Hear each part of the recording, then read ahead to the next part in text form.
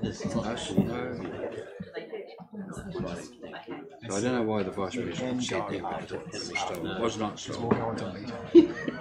You can go after. Wasn't his fault.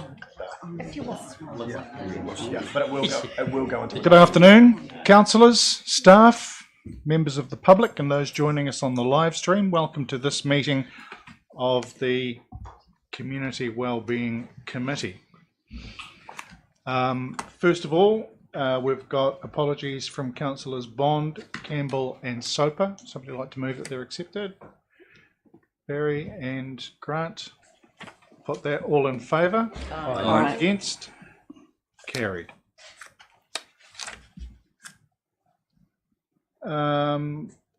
We now move to the part of the meeting where I will hand over to His Worship, because it's one of those pleasurable occasions when we get to welcome on a new councillor. Mayor Clark.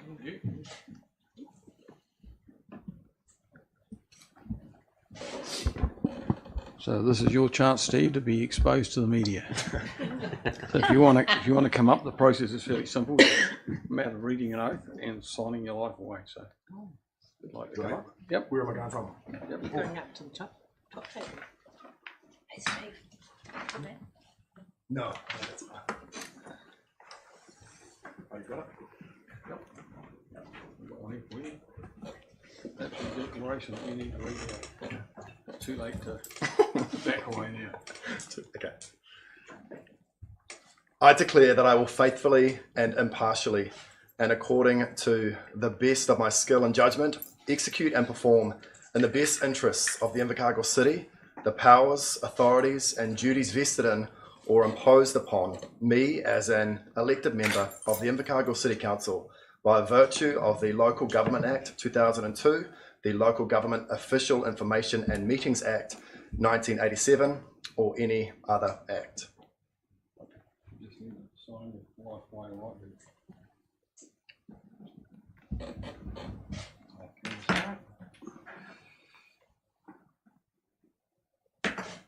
Welcome to the council. We now have a 2-year and 2 month sentence. Okay. And no time off for good behaviour.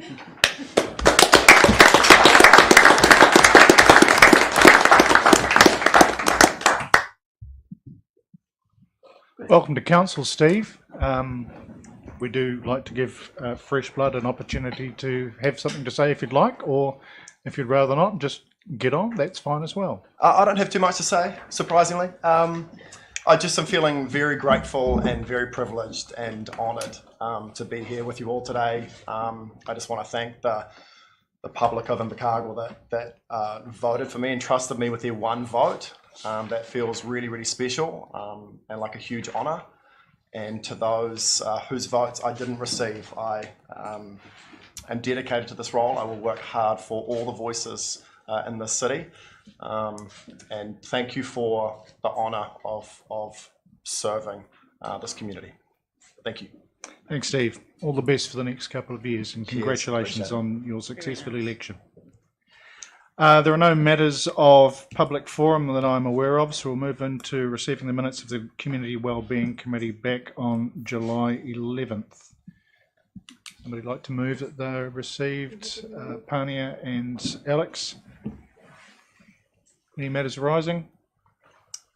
If not, I'll put it. All in favour? Aye. Against? Carried. I'll move we receive the minutes of the District Licensing Committee's July meetings. If somebody would second. Councillor Kett, thank you. Any matters arising? I'll put the motion then. All in favour? Aye. Against? Carried. Thank you for that. Right, General Policies Reserve Management Plan, and Caroline's here along with Cassie. Would you like to come up to the table? Welcome, come on in, join us. We've just blooded him. He's still breathing.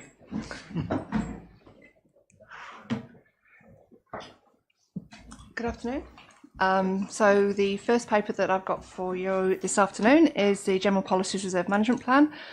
So this is a paper that we undertook pre-consultation on last year, and it's an amalgamation of lots of different management plans that we had held across the city.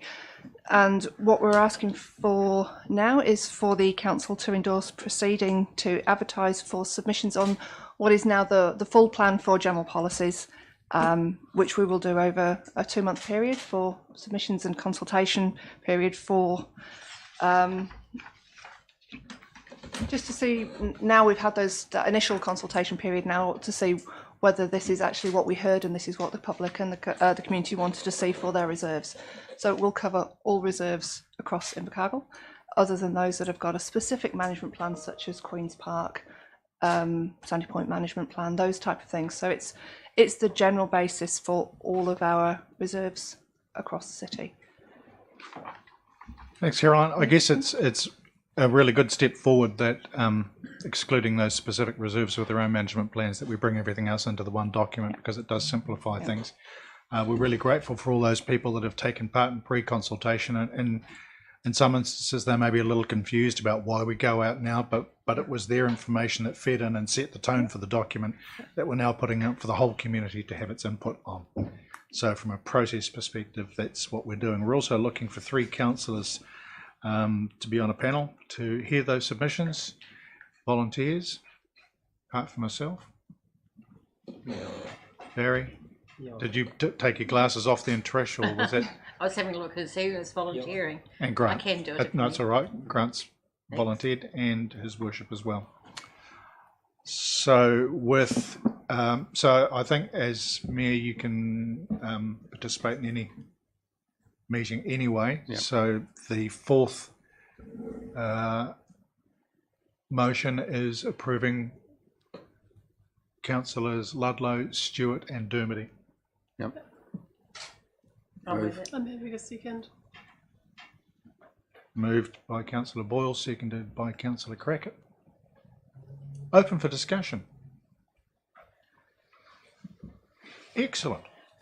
That means everybody's crystal clear. I'll put that then. All in favour? Aye. Against? Carried. It's almost too easy after all that work. One. But in moving those things so quickly, I don't want it to look like it was just a simple agreement. And we've had a fair bit of discussion on the way through, and we're awaiting the chance to hear what people have to say in submissions. Yeah. Mayor Clark. Just in relation to the submissions, I just wanted to comment on a couple of things. Had the pleasure of going to the blind low vision building down in Queen's Park recently, and certainly support the request to keep that facility there, not any suggestion to move it away from Queen's Park.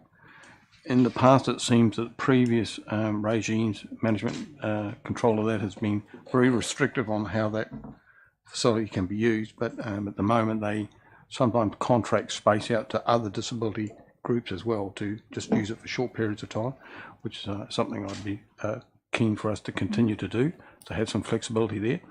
On the issue of the planting of more trees, which is one of the submissions, when I first joined council, it seems like a lifetime ago, there was a goal by Parks and Reserve to plant 50,000 trees, I think, from memory, basically one for every citizen or every person in the city. And we sort of got partway down that track, but I just don't know where we've actually got to. So that's one issue. And the final issue for me is the planting around sports fields, the borders around sports fields, especially along waterways, which is one of the submissions. I have some major reservations about that.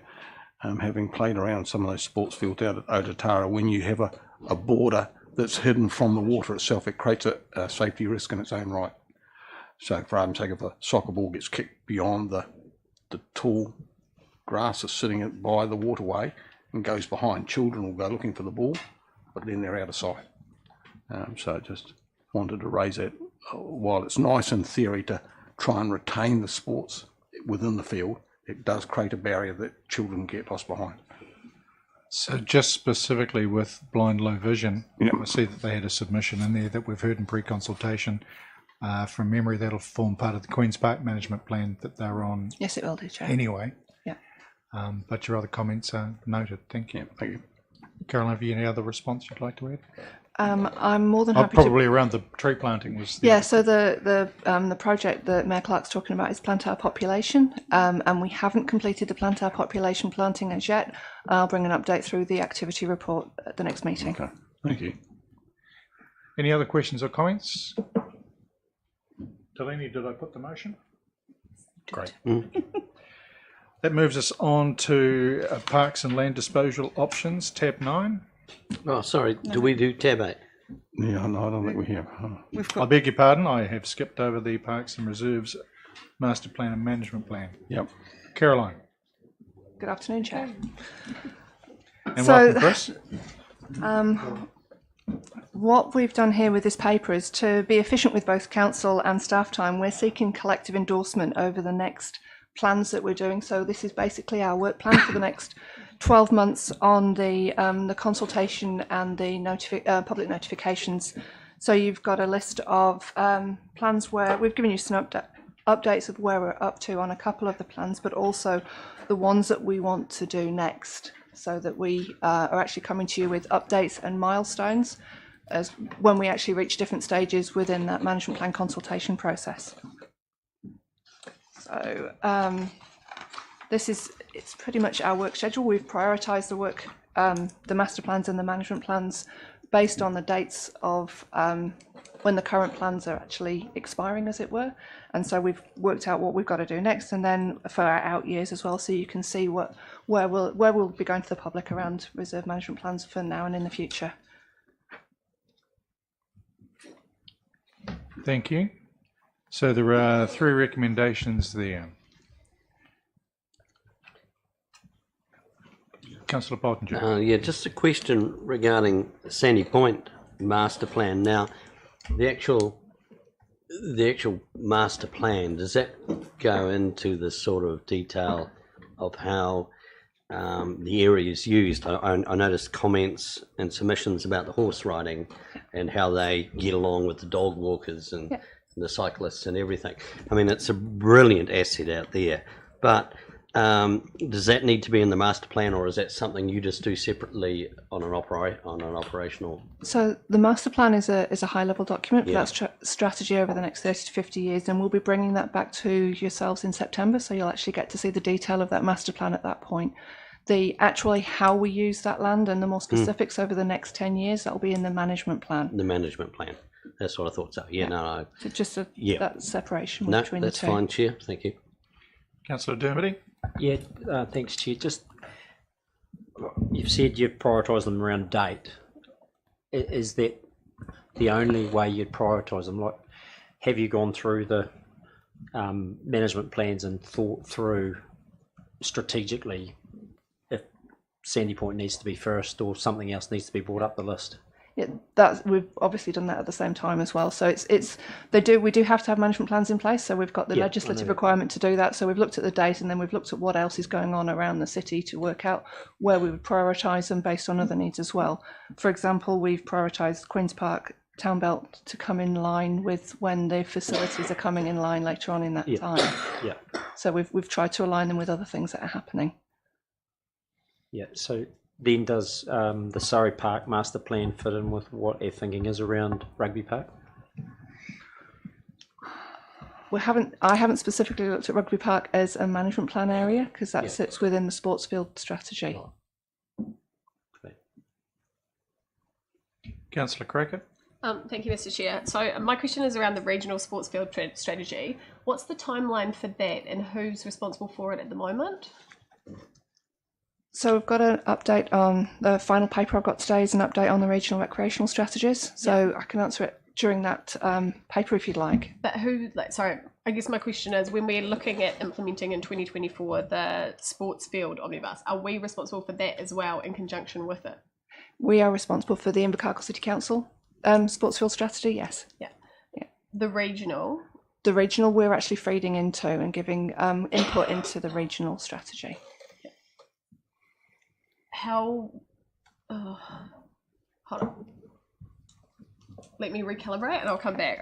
I'm looking for something specific, but Mayor Clark. Yeah, on section 1123, which talks about vandalism, and I see the policies there, there are 4 of them. I'm not sure that they actually help us where we need to be. There's a significant amount of damage being done out at Sandy Point at the moment. There's just trail bikes and cars doing donuts absolutely everywhere. There's whole chunks of land being chewed up. And I'm not sure, when I read those 3-4 policies that lead us to minimise vandalism, I'm not sure we actually get there. I'm not advocating to having a ranger back out there, but we've got to do something to stop the damages there. It's significant. I noticed it probably a year ago. Parks planted quite a bit more vegetation out there, and where they planted that, there's no damage, so that's good. But I guess you just can't have the whole area planted. Wherever you leave a space there, you're going to do damage. So I don't have the answers, and I'm not sure. I'm not asking you for the answers today, just signalling I think that's an area of concern. We've got no ears and eyes out there at the moment, and quite a bit of damage being done. I think some of those ex-Mayor Clark are quite simply an act of vandalism. Oh, they are. And in that case, they need to become a police matter. But again, that's a resourcing issue for police to deal with as well. But there have been sometimes in the last couple of years when we've seen significant vehicle damage on the road up Sandy Point beside the sports fields in Teretonga. Councillor Crackett, how are you? Or do you still? Yeah. Okay. Reverend Cook. Yeah, I'll release Councillor Crackett from misery for a few minutes. Just Caroline, in general terms with the master plan and the management plans, the rethinking that might have to go on given some of the recent tree casualties, shall we say, and I know I've raised this before, but it is actually alarming me that we are having more incidences. And I know that we can't prevent acts of nature, but I just wonder if it is an area of our planning and strategy that actually our trees are not actually aware that we have got a plan, and they're taking the law into their own hands. And how much does that affect your planning processes? Because, you know, as I have commented on the age and the size of some of those trees in the past, and it doesn't actually surprise me when they fall over, but on the other hand, it's alarming for the public. And how do we get that balance right? Because in some ways it seems like we're taking out trees willy-nilly, but in other ways we possibly could be a little bit more proactive than we have been. So we do have a tree plan that was endorsed by council in 2020, and that is a plan that we are following now. Part of that plan had an operational aspect to it, whereby all of the trees across the city were assessed. So we actually brought in arborist contractors to assess all of them. So we've now got a tree database that tells us exactly what trees we've got where and their age and their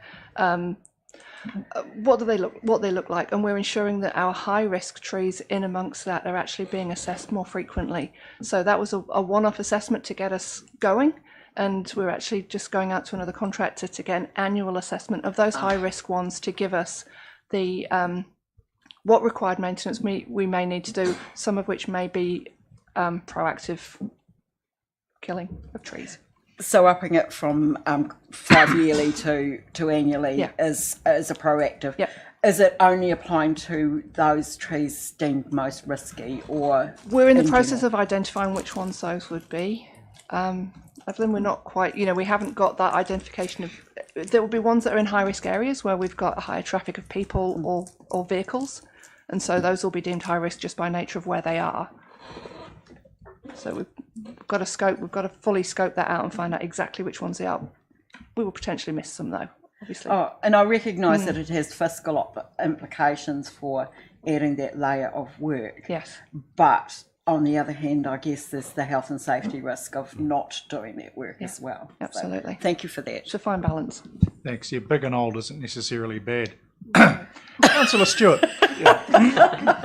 The trees that are opposite Mitre 10 on Ellis Road, they've always been a big worry to me, those ones. They're big and old.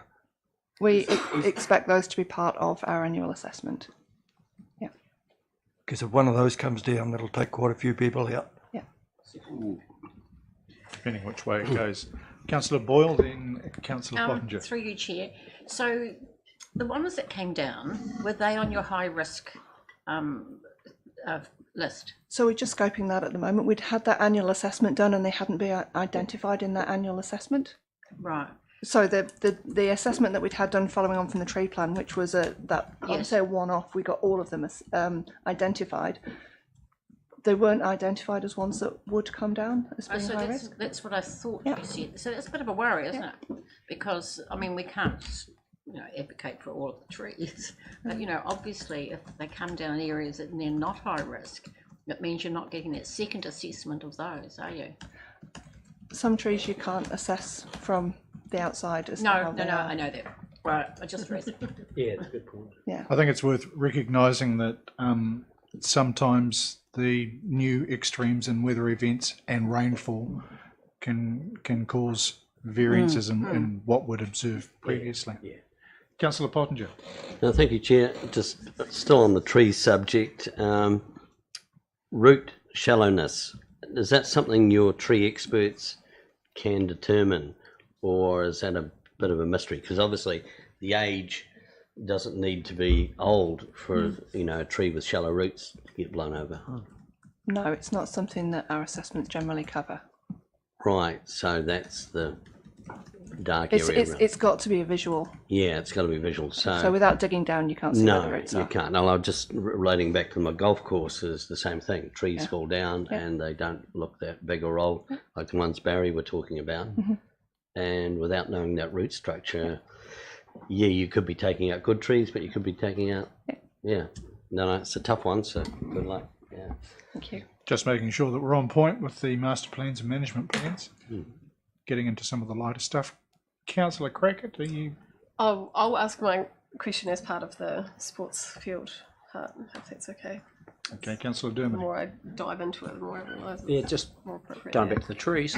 And to pick up on Trish's point, and Barry's sort of linking the two. So you would think that a tree that has the potential to put the public at risk would be assessed in more detail, as opposed to a tree that has a less risk. So on Rangi's golf course, there's probably a lesser risk than potential those trees falling over down on Ellis Road. So only golfers, aren't they? that's right. Yeah. So you're not giving me confidence that actually a tree assessment is actually. So that's what we're scoping at the moment, Councillor Dermody. We're actually scoping to ensure that we have covered off those high-risk trees in those high-risk areas. That's what we're currently ensuring, that we have got that in place. The tree plan covered an assessment of all trees as a one-off. We're actually scoping to do that annually now in a different manner on those high-risk areas. And so that'll include the underground assessment. You can't do that. Well, you can do it for floodplains, so how can you not do it for trees?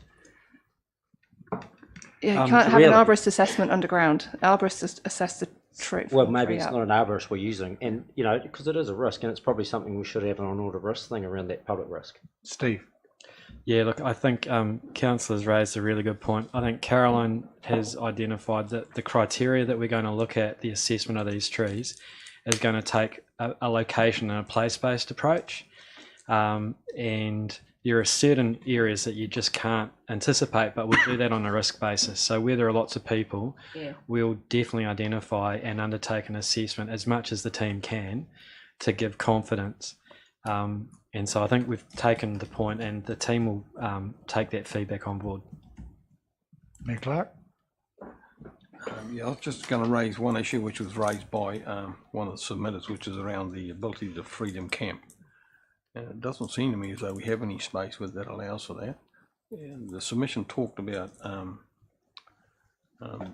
being self-contained, but the problem with that is that you can get a self-containment sticker online for nothing and just slap it on the back of your vehicle without having any of the required tooling thing that's required. But it just seems to me that we should have some space, designated space, where people can throw a tent up if they want to.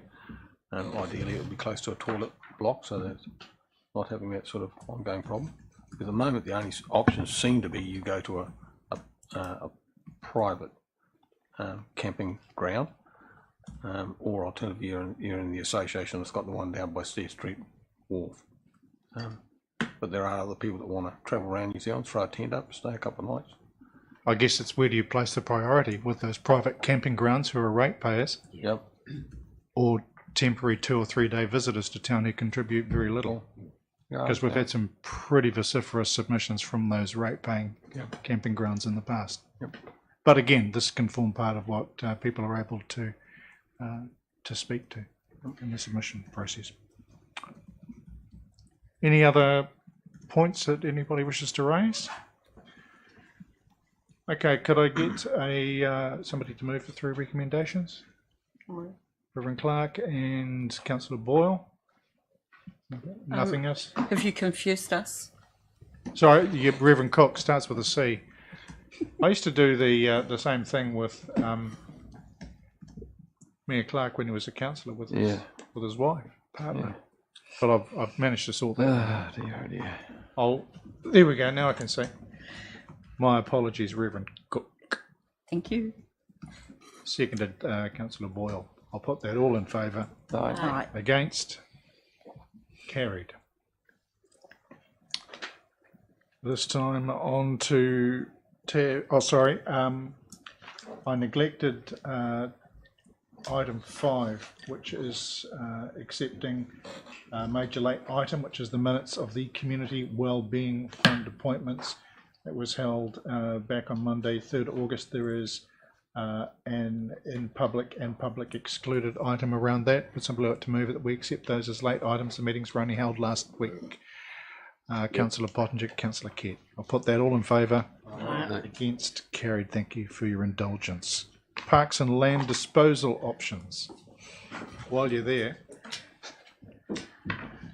So the paper in front of you summarises the review of land that was undertaken as part of our ongoing process to ensure that we're efficient and effective across the land that we manage.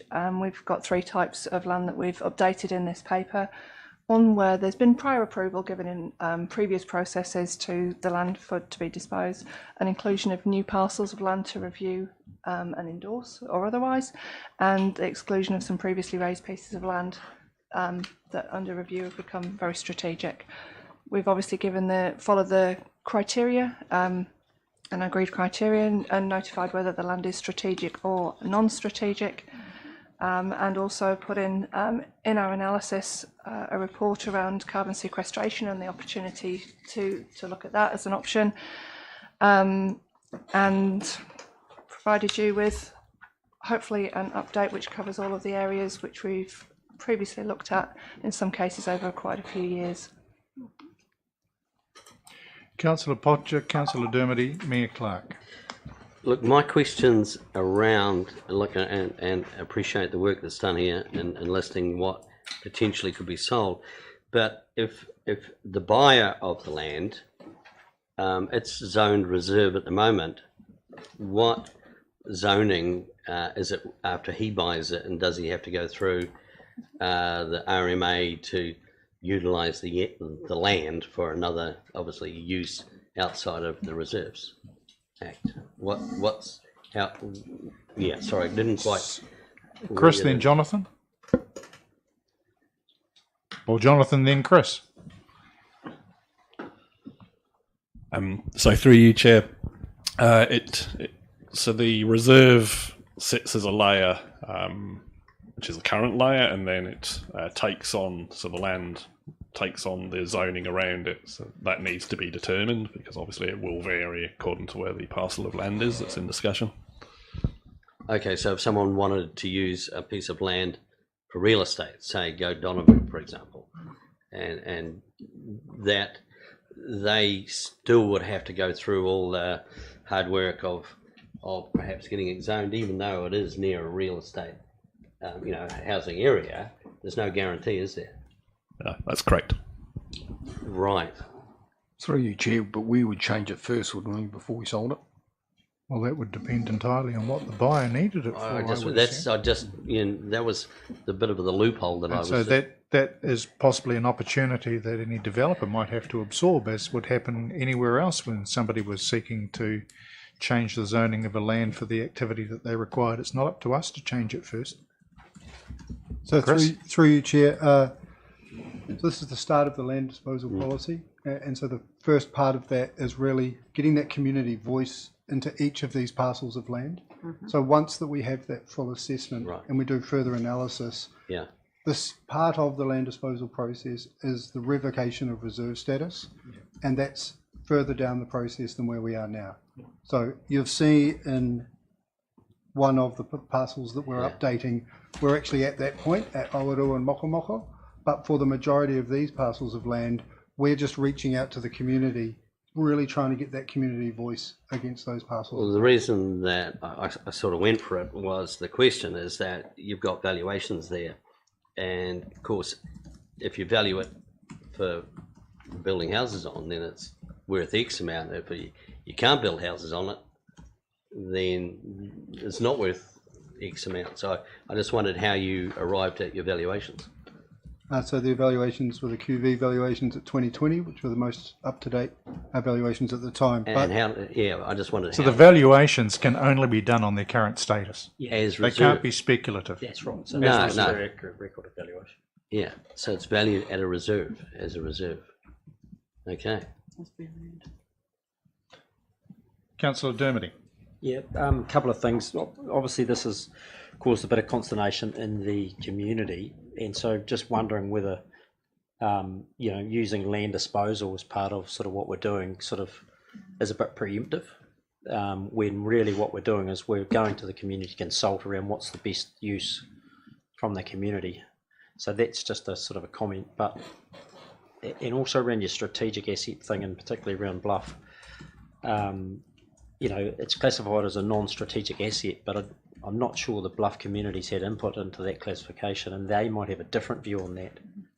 And I think that's an important gap in the process, because that's a very good example where that would be considered probably a strategic asset to the Bluff community, but we've classified it as non-strategic. So again, we're being preemptive, and I think we just need to listen to some of the feedback we've had. And think through how we land these proposals in the public, and how we classify things, and we give consideration to community thought and need. Any feedback on that, Caroline or Chris? Or is it just a comment, Councillor? It's just a comment. Yeah. Okay, thank you. I've got Mayor Clark, then Councillor Crackett. So I've got a range of issues here, Caroline. Just want to clarify again that if we wanted to sell a current reserve, we wouldn't sell it as a reserve, would we? We would change the status. To sell it, we would have to revocate the reserve Excellent. status on it. That's what I wanted to know. I guess I've got a range of questions on the paper, so just bear with me as I wander my way through. The criteria that you've got, the priority criteria you've got in the earlier pages, you've got 8 of them there. One of the gaps in that seems to be the issue of not necessarily selling, but getting into a joint venture with a developer, which, for argument's sake, might allow us to somehow gift the land and some infrastructure costs to a joint venture partner in return for us then achieving some of the units that they build, which is a little bit outside the square, but some councils are going down that track now, and that criteria doesn't quite cover that.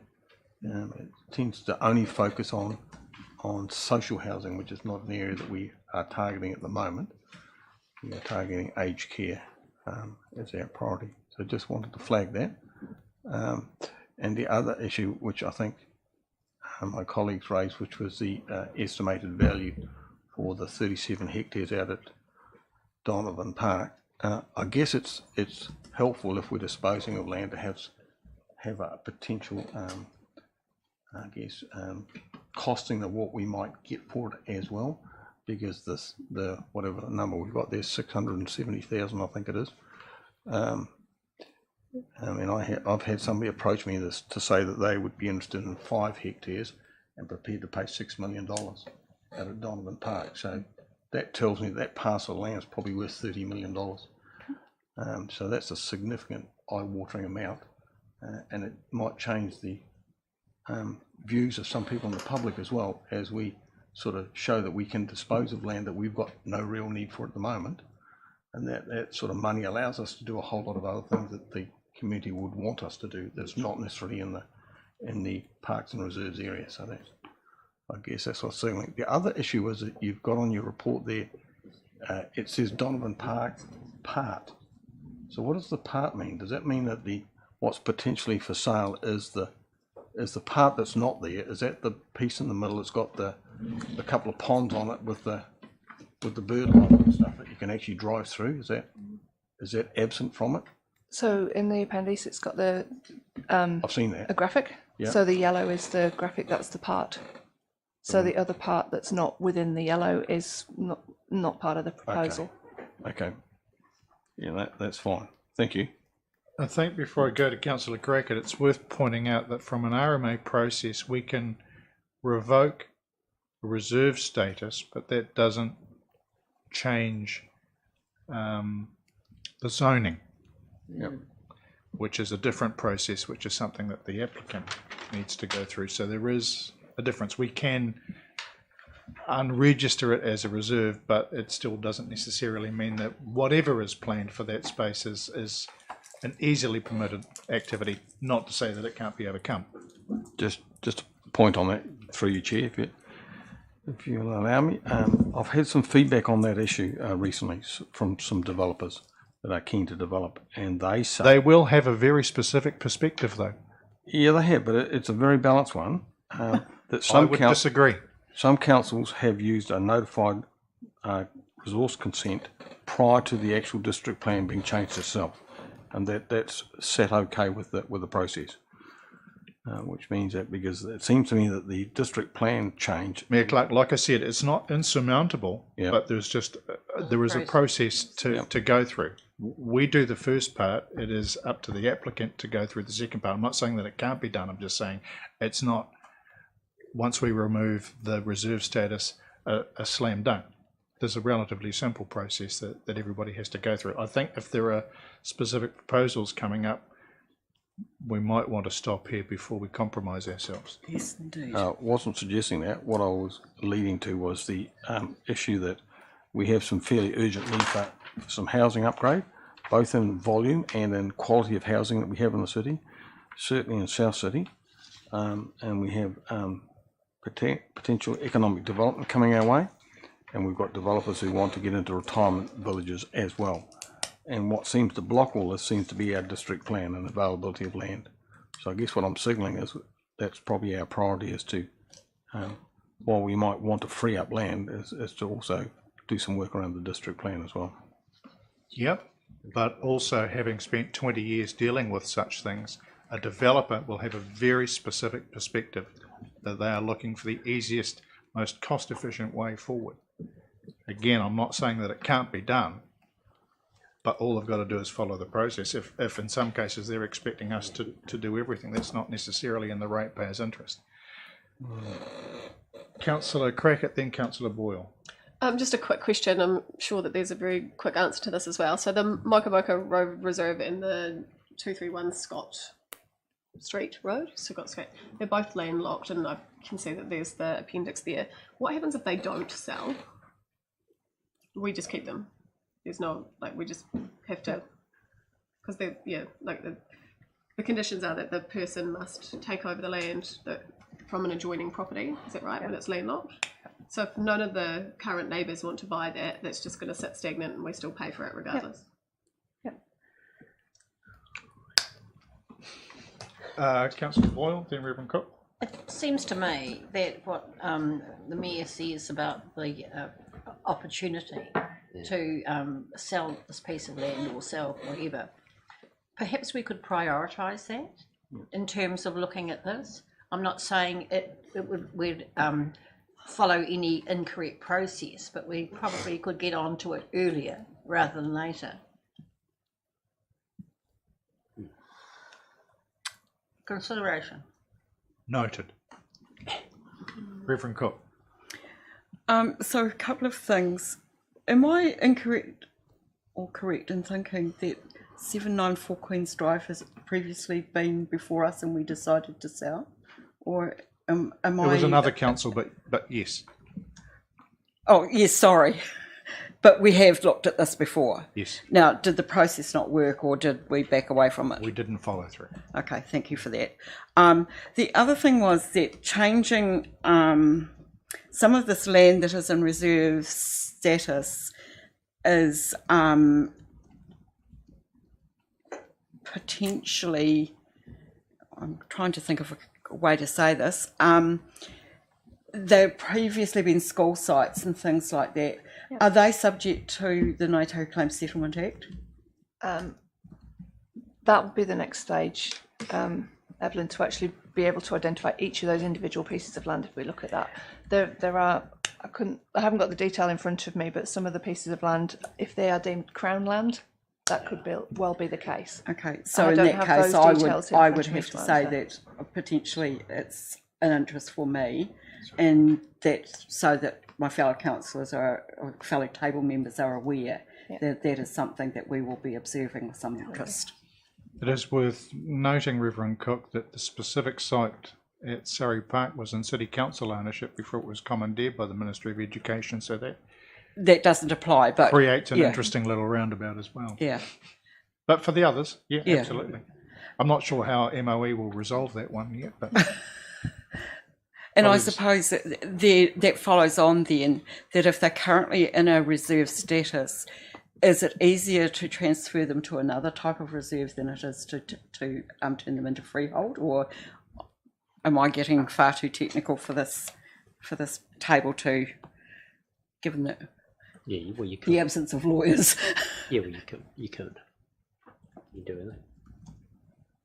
I'm not sure that we can answer that at this point. No, I was looking around and I'm thinking there's a dearth of experts in that particular question. I think except for you. MOE would have a definite process for doing this. So they'd be able to, in terms, show what's happened in other places. I would disagree. Right. I've watched Ministry of Health over land that used to belong to the city on the Greenbelt, where the old nursing home, it's not nursing home, the old hospital site was, down next to McDonald's, and they simply claimed, no, it's ours. So, that may well be what MOE try and do as well. We don't know. But it's something that when we get down that pathway, we'd have to have that discussion. Be interesting to see how they respond. There's potentially 3 blocks in this one. So, yeah. Thank you. Thank you. Councillor Dermody. Yeah, just to reinforce the Mayor's point about one thing, we do need to get more accurate insight into the potential value if it is changed, because that would impact on decision making around, and equally, and I know with some of the schemes that the government has talked about and future governments are talking about potentially, is that, that in effect public-private partnership, if we have the right value on our land, we are putting significantly more capital into a project and probably putting all the capital we need to get the outcome for our community around some housing. So, the values do become really important. And I know there's a process around, there's still some steps to get to the point where they become that realised value, right? But valuers would still assess that on that presumption. So you could be clear on everything going equal. This is where you land. I think that's a really important part we need to take account here. And it's not like we haven't done that before. Our rural block of land, when it was zoned rural, for example, was at X value, but what council was able to show is if it was rezoned industrial, what its increased value would be. But what we haven't done to this point is actually go to the values and ask them that question. We'd want to make a bit more out of it than we did there. Well, it depends on what we do after we make the zone change. And council got involved. Councillor Crackett, then Mayor Clark. Thank you, Mr. Chair. I guess I'm just a wee bit sensitive about hearing things like public-private partnership and rezoning and consenting and such, because I really don't want us to get into a sticky situation where we're almost precluding what could happen with that parcel of land. I think it's really important to enter conversations and stuff, but it's really important that we remain completely non-biased about what happens to that when it comes to developing. I think we're open. We're just looking at what the possibilities are. Mayor Clark. Yep. Just as a response to that, it's okay to say that, but once the land's gone, the land's gone. And sometimes we only have 2 other sources of building units that we need, or building houses that we need, that don't hit the ratepayer's pocket, and that's central government, and we've tried that angle.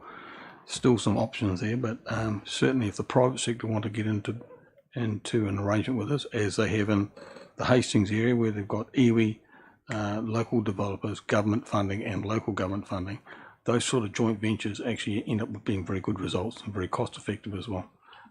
Just one other point, through you, Chair, was the issue that Trish raised, is whether the Donovan Park one, which has some urgency for me, because I've got potential for development there, which I think is in our interest, is currently sitting in a time frame of 18 to 24 months. And just want to know from staff whether it's possible that could slide up into the green area, which is a much shorter time frame of 6 to 12 months, whether they could work on that. Because I think that parcel of land, excuse me, opens some options for us to achieve the housing outcomes that we've been striving for probably 2 decades. So through you, Chair, I think Mayor Clark. So the ability to fast track parcels of land will have an impact on other work that we have previously prioritised. Sure. So we would need to come back to you to define the impact of fast tracking any of that work. I guess The short answer to the question is yes, we could. I guess all I'm trying to tell you is, or let you know, is that our biggest need that we've got in the city, and has been for 2 decades, is to improve the level of housing we've got. And we just seem to get up against roadblocks, but we've got some real potential in that block now. Right, so we're actually jumping way down the track and launching into some that. dangerous territory here. So it is, to answer the Mayor's question, it is possible to have that fast tracked, but first of all, we need to get more information and a report from staff on the costs and effects of that. It doesn't say it can't be done, it's just that process that we have to go through first. Councillor Pottinger and then Mrs. Coote. Thank you, Chair. Look, where do we sit with our spatial plan, and when are we going to be revising that? Because obviously the spatial plan gives an overview. The spatial plan has no standing as far as the district plan goes. It was no. called a spatial plan, but it isn't one. Well, it's a guideline. It was a guideline for the district plan. It is not a spatial plan under the current definition of spatial plans. Okay, so what plan do you want to call it? I've heard people call it a spatial plan. That wasn't very good. So the spatial plan, I'll say it again, the spatial plan was simply a starting document from which we started. Plan? Can I finish? Yeah. Thank you. From which we started the district plan review. That's all it was. It was like pre-consultation. Okay, so what plan gives an overview of where we are looking at future housing? Because every city in New Zealand must have a forecast of where they want to expand, which areas. So what? Okay, it doesn't. So currently the district plan, but you're able to review that at any point. Okay, I'm just wondering how that aligns with what we're trying to do here in disposing land, because obviously there's some critical parts of land, and I'm wondering where do they sit in our current district plan to what we want to do, to what our city. So if you're leaning in towards the area that I'm trying to veer things away from, it doesn't sit there, but that's not to say that council can't go and review. The district plan is only what it is because that's as far as we've taken it. If council wants to go and review a part of it and where we've zoned land, it can do that at any stage with partial plan reviews. So no, that's fine. That's what I'm trying to. But there is no spatial plan. There is no long-term plan beyond what sits in the district plan. Yeah, I'm just trying to see what vision we have that will allow us to be flexible. And whatever plan it may be. Flexibility is a subjective thing, though, councillor. Absolutely. Got you there. So again, I'll say we can do anything. We just need to run the process first. So if we have what we have because it's there at the moment. If you want to review it, that's fine. I'm wondering what part of that's missing. We just need to go through a review of zonings if that's what you want to do. But to do that, much like changing what we get valued, we'll have to rearrange a work schedule. Can be done, absolutely. And if that's where council places its priority, we will do it. The only reason I raised it because what we have here today is a trigger, because this land wasn't going for sale 10 days ago or whatever, but it is now. So, or how long ago, whatever. It's not for sale. No, but it wasn't proposed. So that's what I'm saying. It's a trigger. The only trigger is this conversation. Okay. No, I think we've ended our conversation, Chair. Well, I've tried. Good. Councillor Boyle. No, I don't have anything else. Sorry, Mrs. Coote. My apologies. I just want to agree with the Mayor that we actually do need to free up some land for development and for housing. So totally we seriously need to look at that.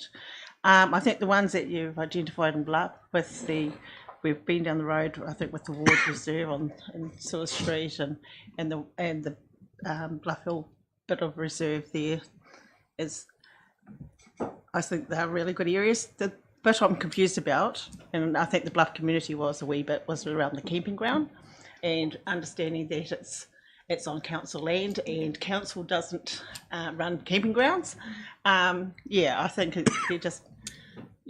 there's just a wee bit of sensitivity which you would have noticed last night. So it's how we work through that, given that it's probably a community type place that's been well supported, and we have a high number of tourists. So that's probably my thinking on that.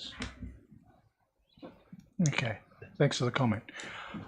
I guess by way of reassurance and where's some of the conversations been leading, if there is an appetite at council for a review of some of the zonings to help look at what can be done to rezone for residential, that is something council can do, and it can run through that. But there was no plan for that.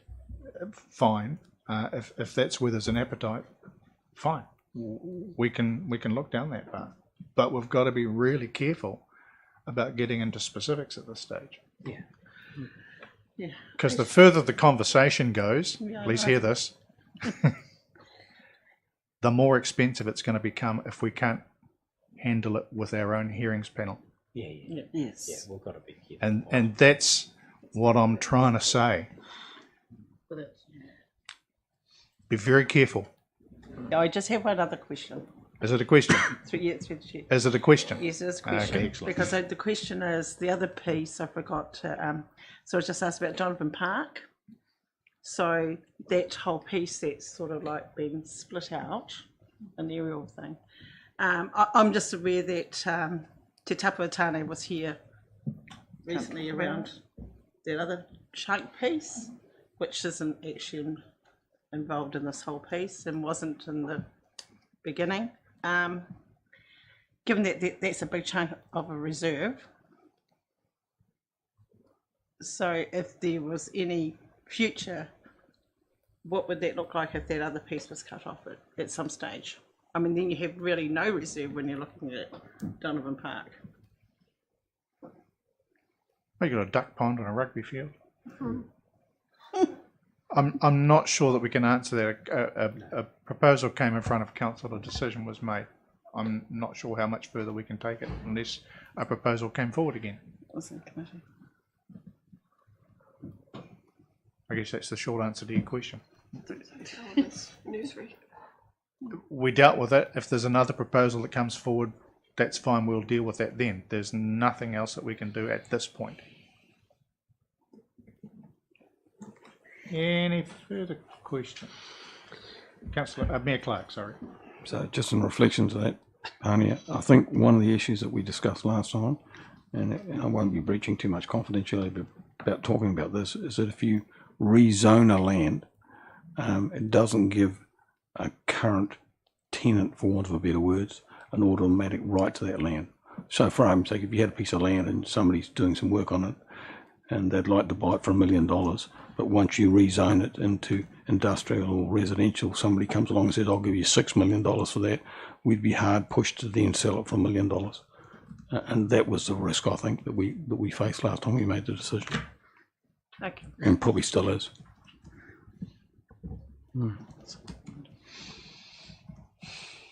Questions, comments? Okay, there are 4 recommendations there. I'm looking for the mover.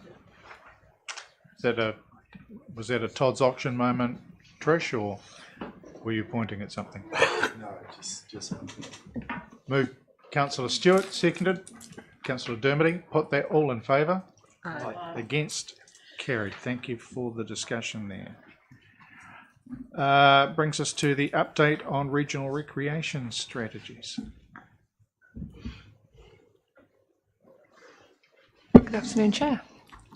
So this is an update on the regional recreational strategies, the Southland Sportsfield strategy and the Southland regional spaces and places strategy. So the regional sports field strategy has been reviewed, and we have received it. It was appended to this document, and both of those strategies have got a guiding planning principles, which are listed there under recommendation 3. And we're hoping that you will endorse us moving forward to having an Invercargill City Council sports field management plan for 2013, which we will then review, which will take on board the guiding planning principles that we've received from these regional strategies. The regional spaces and places strategy, which was originated in 2021, has been is in the process of being reviewed and will hopefully be completed by the end of this year. And all of these new strategies are basically giving us a more informed view across the region, and therefore enabling us to have a more informed view locally within Invercargill on what our strategies locally look like, whilst also keeping that regional overview with our nearby communities. So just bearing in mind the regional sports field strategy was expected to be formalised by the end of July, and it's now August. How far away? We received it Right, in between. But a timeline for the process. What's the next stage? We've received it. We've received it. It's And it forms part of our forms review. part of this review and this report. Yeah. Thank you. Sorry for my confusion. Okay, councillors. There are 4 recommendations here. Sorry, 6. For someone to move them. I'm happy to move them, Chair. Councillor Crackett, seconded. Mrs. Coote. It's open for comment. Councillor Crackett. Thank you. Has this gone to Gore and Southland as well yet? For Sorry, endorsement? The wider review, has it gone to Gore District Council and Absolutely, yeah. Southland District Council for Yes. endorsement I don't know if as it's well? actually gone to their councils yet, but the officers have them to do this process with internally as they want to. Yeah. So everyone is on the same page in terms of like they'll be implementing We're all at the their same own stage. management plans as well for their own respective spaces and places. I haven't had that update internally on what each council are doing, but this is now available for us to use the same planning principles across the region. So when their strategies are up for renewal, I would expect that they would be doing the same. Yes. So as part of these conversations, like it's for a bit of context. Obviously, it's been about how we will fund these our own spaces and places in future, but also how local community funders will feed into when they get their requests for funding as well. So have they been part of the conversations of the overarching sports field strategies, or will they get the master plan documents? They have absolutely been part of the working groups that have formed these strategies. Yeah. The councils and the funders have all been part of those working groups. Yeah. I guess the part I'm trying to pin down is when it comes to sitting down and making your decisions around what we will fund and what we won't, perhaps even as part of our community wellbeing fund committee. We've had recently a couple of requests for funding for particular pieces of infrastructure. This kind of piece of strategic work and those master plans will help inform those decisions. So I guess from a funder's perspective, when along in the process will they get the final documents, and which one are we expecting that they'll be working off? Will it be the strategic document, or will it be the actual master plan of what will be? The strategic document, the regional strategic document, if so endorsed by the committee, is what we'll be using to ensure that our documents have got the same planning principles, so they will be consistent across the entire region. Yeah. Steve? Yeah, thank you. I think Carolyn's answered it in terms of a regional level, but the other expectation is that we have as council officers is that within the Invercargill city boundaries, we will also be engaging with our funders on our localised plans as well, and looking at the way in which we progress that through our long-term planning process. So there is a plan to look at our regional facility assets that sit within Invercargill as well. Thank you. Reverend Cook. Being really mindful that sports use waxes and wanes. there's some comment in here about, you know, almost encouraging people to use certain areas more intensively. Perhaps that might be the wrong way to say it, but there was talk about the artificial turf and the use of that over different periods of times and things like that. But looking at our sports grounds as a whole, how much flexibility is there if there is an up-and-coming sport that we don't currently know about but may want to be active in the city? Is there the capacity within our facilities now, and or are we at a point where we're sort of saying, if you're not this, there's no room for you, or you'll have to find your own place or whatever? I mean, I'm watching this with fascination. I no longer do any of these things, and I don't have children or grandchildren who do these things, but I'm wondering just, you know, you see other sports pop up and all of a sudden they're the flavour of the month. Do we have the capacity? Do we have some flexible spaces where those things could actually become a sport or become a competitive sort of, that don't need buildings or infrastructure, but they need a space? Have we got that?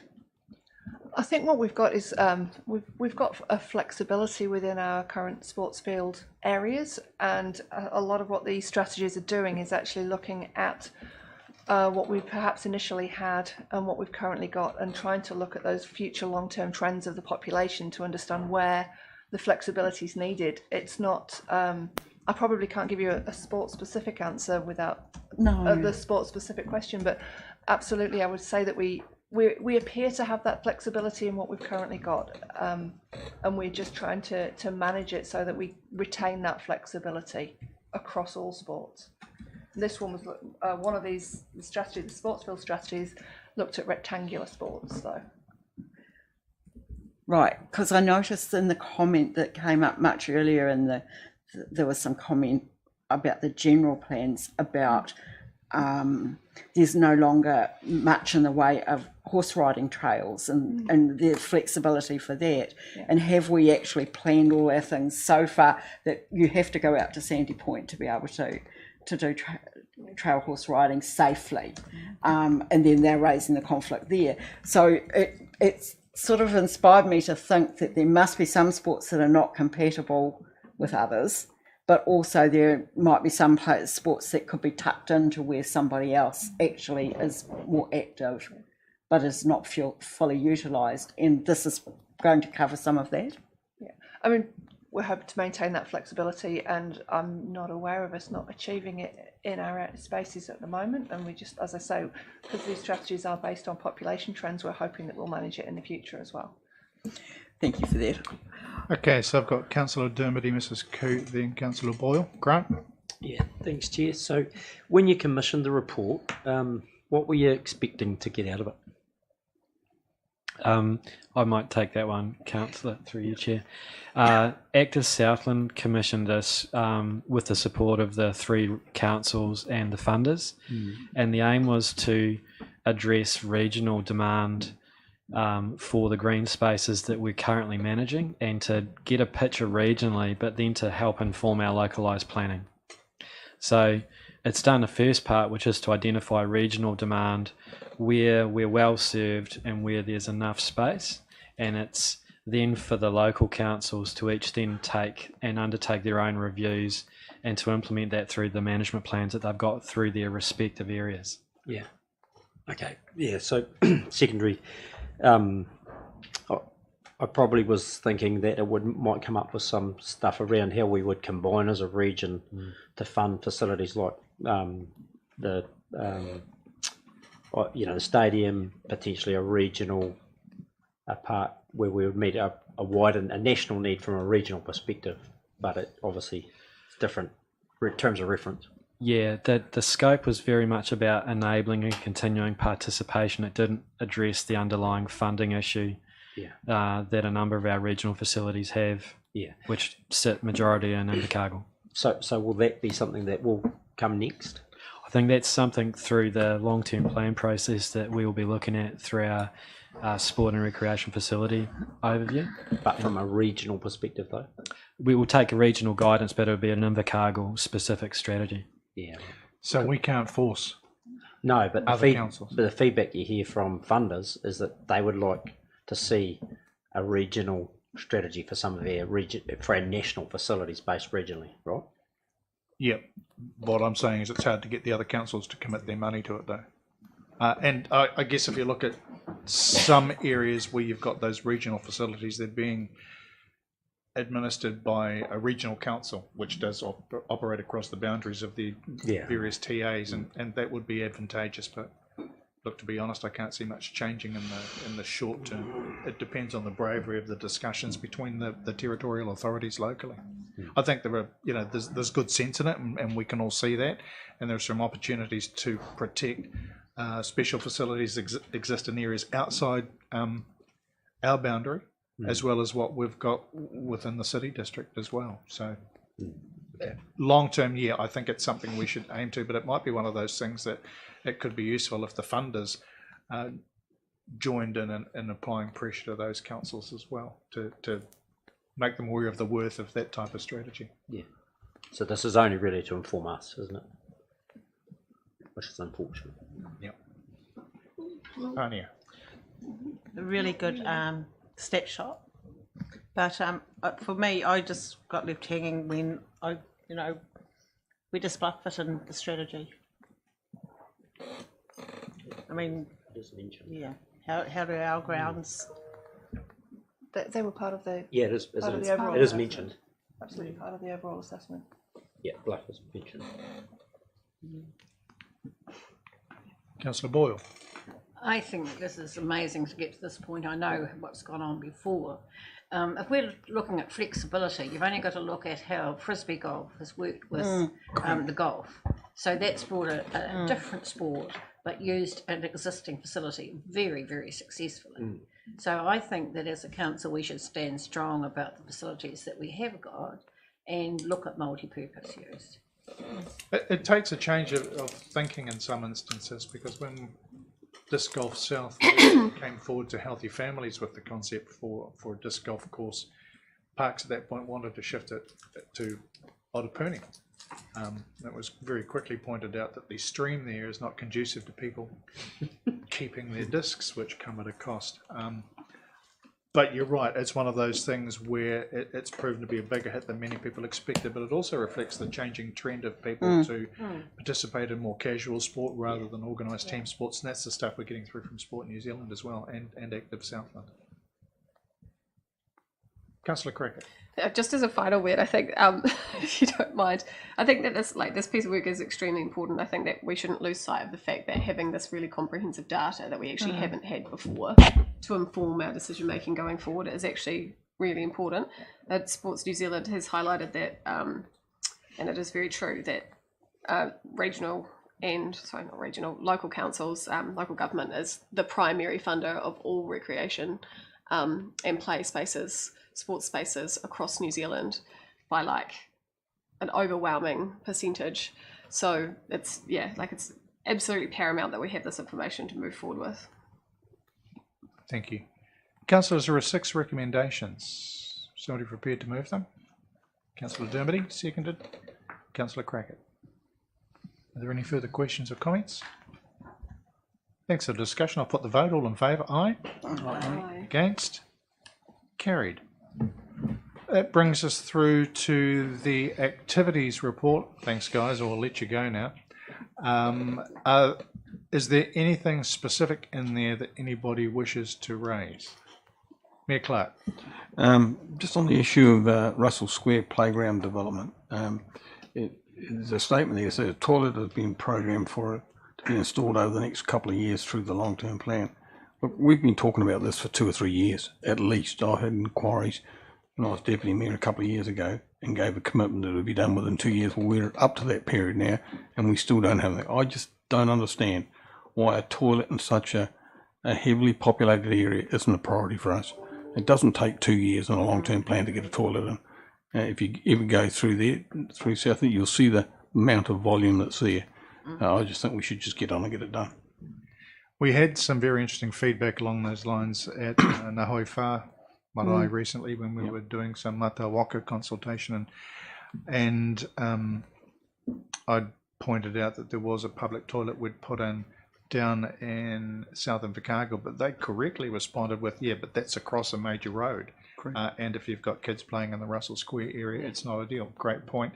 And I think it's been picked up by parks as well.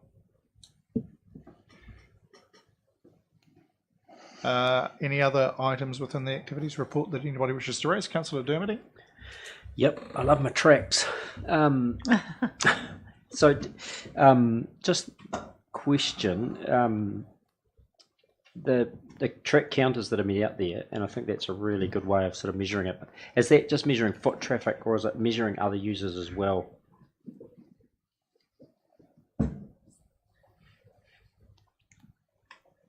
It would be easier if I came over here rather than sitting behind Yeah, you trying to yeah. answer you. So the track counters, they're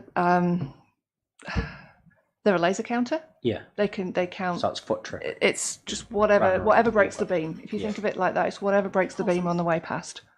So A low-flying kiraru, for example. Or a spider or something sitting by them. They are. you with There's your- something we did monitor and say we can sitting. manage by the mirror on trends. his bike. Absolutely. No, if no, he was going slowly. it could be Caroline with her 4 dogs. Or 5 dogs. Oh, Lord help me. All leaf. Okay, that's good. Thanks. The second question is then, the numbers do drop off over winter, but if we had more all-weather tracks, or are some tracks, better used in winter time? Like, how well are we catering for winter, basically? I'm trying to understand. And if we invested some more, will we get more use, which is great for mental health and wellness and all that good stuff. So I'm just trying to understand, should we put a little bit more money in to get better use, or do you think we're about right and it's just promotion? And I think it's weather dependency. So the tracks underfoot, we don't receive a lot of feedback on the actual whether they're wet and muddy and unable to be passed. So it's usually whether people are happy to be out in whatever weather's the out weather. there. So it's the weather, it's not the foot ground Yeah, conditions. the tracks themselves are in pretty good condition. Yeah, okay. That's- Thank you. Any further questions on the activities report? Councillor Crackett, my apology. Thank you. Not a question, but I believe it was Councillor Dermody last activities report requested information about the demographics around whether or not we're reaching young people in our communications. And I see that it's been provided in this report. So they've split the age and gender and sort of shown us that it's, quite a minimal portion of 18 to 24-year-olds that are actually seeing our Facebook. So I think it was really important and quite reflective that they've put in the bit about the library's TikTok and the Invercargill City Council TikTok pages, because I know that in other areas across the country they've been really successful at targeting those demographics using funny memes, really. Funny but appropriate memes. So I thought that. Also useful commentary in there about the fact the more accepted a form of social media becomes by the mainstream, the less appeal it has to the younger Young people. demographic. That's right. Yeah, they Yeah. move. Facebook was cool until your parents were on it. Yeah, that's right. And so is TikTok. I guess as a follow-up to that though, and looking at the age and gender demographics about who's reading or accessing our media, is that something we need to be concerned about as well? Because, it would appear that we are actually, apart from the 18 to 24-year-olds, we are really not reaching out to men as well as we are to women. And I don't know the answer to that because I'm obviously not the gender that's not responding. But is it something that we need to actually look at how we word things? So more pictures and food. You're speaking It's a personally? facetious comment. I apologise. Councillor Crackett. I might just remind that this is just a representation of social media specific touch points. It's not an actual reflection of all of our marketing or communications touch points. I imagine that the penetration of the emails that we send, posters, advertising, other myriad of other channels, but I'm sure if Lisa's hiding around the corner somewhere, she'd be able to. Hardly hiding. It's there with a microphone ready to go. I Trying cannot to see peer her. around the corner there. I agree with what you've said, Alex. The platforms audiences are reflected across our audiences. So men typically not as engaged as women, especially across Facebook. And as this is only showing our social media demographics, but you're quite right that we do take a multi-channel approach and use a lot of other mediums as well. It's a constantly moving buffet. And as soon as you think you get a grip on it, it changes direction. It's like a river in flood. But it's fun. Gone are those simple days of 2 radio stations and 1 newspaper. 2 newspapers. I'm going back further. Oh, no, you're probably going back further than I am. I'm going back further than you. 2 newspapers, morning and night. Good heavens. Wow. I know. That's a long one. Mayor Clark. Just going back to the issue of the toilet in Russell Square. So I noted before that I wasn't keen on it being a couple of years away, being that a very subjective target. So just seeking some advice from Steve or from Michael Day, whether that can be a more firmed up commitment. For me, 6 months is as long as it needs to be. If I don't, then is my approach to that to be a notice of motion that gives a clear direction. I mean, just trying to seek out what you'd like in that space. I mean, we've been at least 2 years in the making already, and numerous complaints. Through to me. I might, through you, Chair, I might start and then pass over to the boss. Drop a departing bomb. Yeah, exactly. Yeah, we'll do it in 6 weeks. Look, this is, Parks have identified this. Our property team actually are the people that install and manage the toilets across our reserves and public spaces. We can certainly pass your direction on to our property team, and it could be brought back to the Infrastructure Committee for a response to this question. We've certainly raised it based on the feedback from last month with the property team, and pass over to the boss now. Thank you. Through yourself, Chair. Look, we've already got the question that's come through. We'll take that on board and we will report that back through the Infrastructure Committee on progress in relation to that. Okay. Thank you. Thank you. Any other items from in the activities report? If not, would somebody like to move that we receive the report? Reverend Cook and Councillor Dermody, I'll put that all in favour. Aye. Against? Carried. Penultimate item in public is the receiving as a major late item the minutes of the Community Wellbeing Fund Committee public ones. There's a recommendation there. Would like to move. Jacob, Parnia and Peter. Any discussion? I'll put that all in favour. Aye. Against? Carried.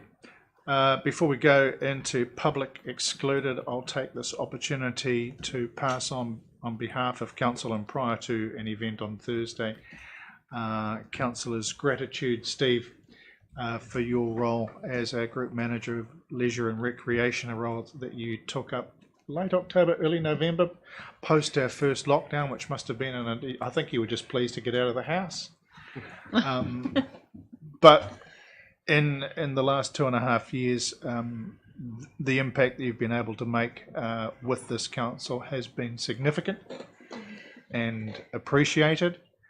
It is a loss for us, but again for the new council that you're going to, and I think part of your natural progression within the sector. But thank you and all the best on our behalf.